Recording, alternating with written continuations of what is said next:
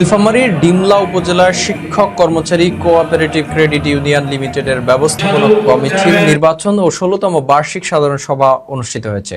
The cooperative credit union league of বাংলাদেশের সহযোগিতায় Dimla Islamia degree কলেজের হলরুমে এ সভা অনুষ্ঠিত হয়। অনুষ্ঠানে শিক্ষক কর্মচারী কোঅপারেটিভ ক্রেডিট ইউনিয়ন লিমিটেডের ট্রেজারার সেলিম জাহাঙ্গীরের সঞ্চালনায় সভাপতিত্ব করেন সমিতির চেয়ারম্যান গোলাম রব্বানী প্রধান। এ সময় প্রধান অতিথি হিসেবে উপস্থিত ছিলেন কালব ক অঞ্চলের ডিরেক্টর জিল্লুর রহমান। প্রধান আলোচক হিসেবে অধ্যক্ষ মনোয়ার হোসেন, বিশেষ অতিথি হিসেবে উপস্থিত ছিলেন মোহাম্মদ মশিউর রহমান সহ আরো অনেকে।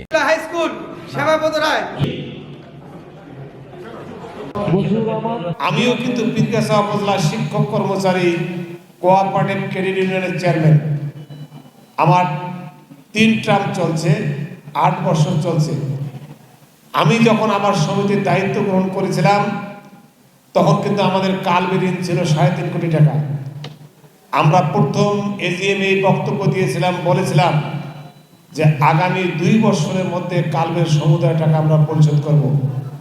আমরা 2 বছরে পারিনি, 2.5 বছরের মধ্যে আমরা আমাদের সমিতির সমুদায় টাকা পরিশোধ করেছি।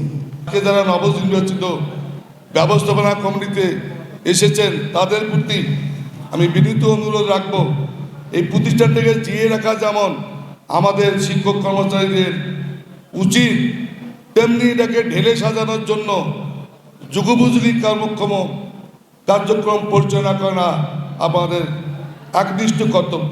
আজকে আমাদের ডিমলা উপজেলা শিক্ষক কর্মচারী কোঅপারেটিভ ক্রেডিট ইউনিয়ন লিমিটেডের আজকের 16তম বার্ষিক সাধারণ সভা অনুষ্ঠিত হল। এই সমিতির 19 নম্বর সদস্য, দীর্ঘ সময় ধরে এই সমিতিতে আছি। এই সমিতির সাফল্য কামনা করতেছি এবং আজকের এই উপস্থিতি খুবই ভালো হয়েছে। ডিমলা উপজেলা শিক্ষক কর্মচারী ক্রেডিট ইউনিয়নের এজিএম হলো, আজকে সম্মেলন হয়েছে। আমি পুনরায় এই এজিএমের এই ক্রেডিট ইউনিয়নের সব চেয়ারম্যান নির্বাচিত হওয়ার জন্য আমাকে চেয়ারম্যান নির্বাচিত করায় আমি ডিমলা উপজেলার শিক্ষক কর্মচারী ক্রেডিট ইউনিয়নের সকল সদস্যবৃন্দকে অভিনন্দন ও শুভেচ্ছা জানাই।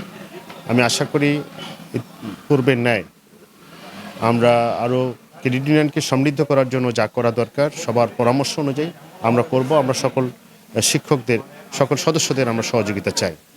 রাখার জন্য প্রতি 3 বছর পর পর নির্বাচন করা হয়। নির্বাচনের মাধ্যমে পরিচালনা কমিটি গঠিত হয়। এই পরিচালনা কমিটির আজকে নির্বাচন এবং একটা বার্ষিক সভা। থাকা অবস্থায় যদি মৃত্যুবরণ করে তাহলে তার সমুদয় ঋণ মওকুফ করে দেওয়া হয়। এছাড়াও আমরা প্রতি বছরেই একটা সাধারণ সভা অনুষ্ঠিত হয় এবং সাধারণ সভায় মোটামুটিভাবে বিভিন্ন আলোচনা হয় এবং প্রতি 3 বছর অন্তর অন্তর এটা কমিটি গঠন করানো পদে এবারে নতুন নির্বাচিত কমিটি এসেছে। সেটা হলো সভাপতি চেয়ারম্যান হিসাবে জনাব গোলাম মোহাম্মদ রব্বানী প্রধান সহ এই কমিটিতে ব্যবস্থাপনা কমিটির 6 জন আমাদের আজকে নবনির্বাচিত